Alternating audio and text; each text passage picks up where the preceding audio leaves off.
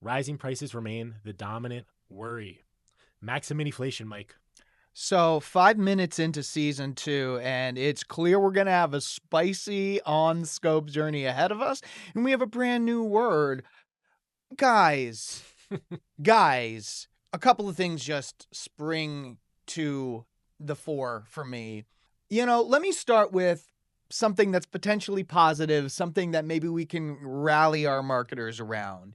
Is 2026 the year that marketers demand back control of the 4Ps?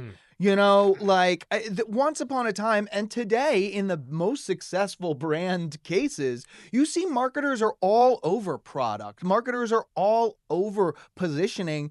And really, in the brands who are really trying to drive growth and really trying to establish themselves as an entity that consumers love, they have a say in the pricing. Yeah. You know what I mean? Like we talked about this in season 1. Marketers can't just be spin for all of the bull crap the rest of the company is trying to slide through. I don't know why I said bull crap. We've already used the F word like 7 times today. But I just think like this running amok, short-termism hurts. Yeah, we learned that last year. I mean, that was an ongoing theme in season 1. I'll tell you, Mike, I'm reminded of a term that used to be sort of niche, but I think a lot of people know it now. Hit me. Enshittification. Yes. And yes. It talks about how everything quality-wise is declining as these prices go up. And maximum-inflation feels like an offshoot of enshittification. And there was a time when you and I were earlier on in our careers here at the ANA.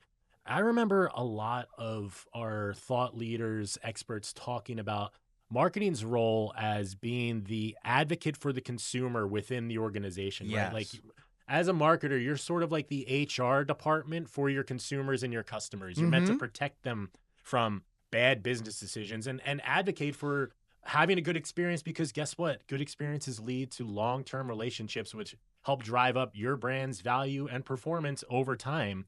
It seems like we don't hear people talking about that anymore to me. No. I haven't heard that said in a long time, probably pre-pandemic. Like it's become very much a focus on we need to drive value. We need to claw percentage point quarter over quarter, make sure we're getting every last drop out of everything that we can so that the shareholders are happy. And I'm not trying to downplay the importance of driving value. I think that that obviously has to be a key part of your job. But the fact is like a lot of what these companies are doing are going to hurt their long-term profits either. And there's nobody in the room seemingly telling them that these are bad ideas. Yeah.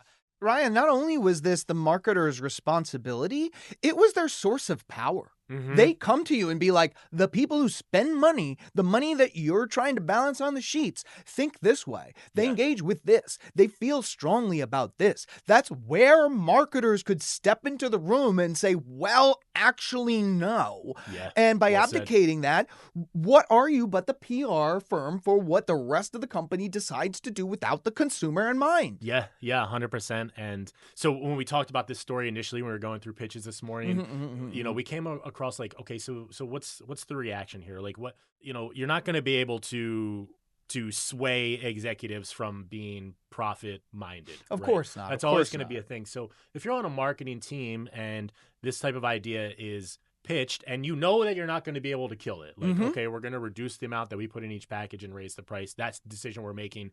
Do with that what you will.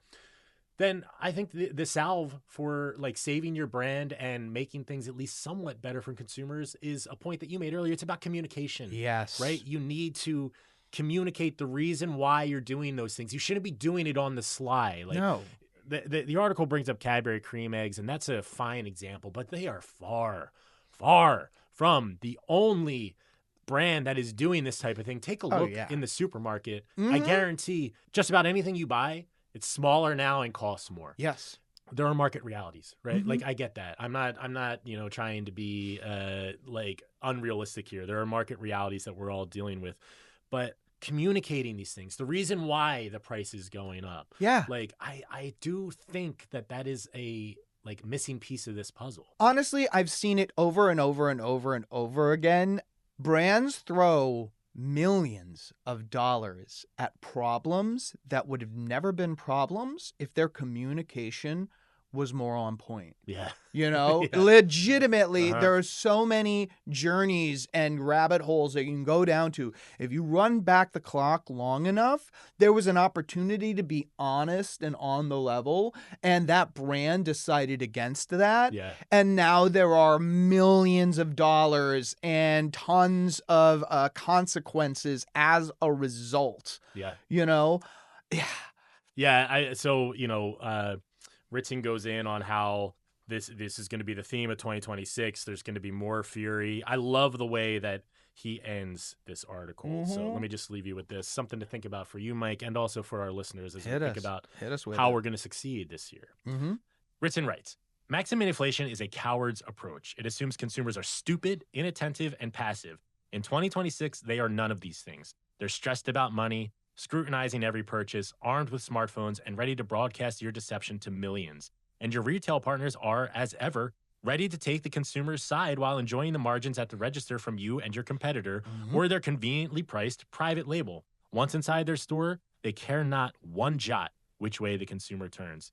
2026 is not going to be the year consumers pay more and get less. It's the year they punish the companies that tried. Here. I mean, that's a mic drop if I've ever heard one. Absolutely. What's the written version? Is that a pen drop? That would be a pen drop. That'd be like a hard save as. Smash that save button. Yeah, _final all caps.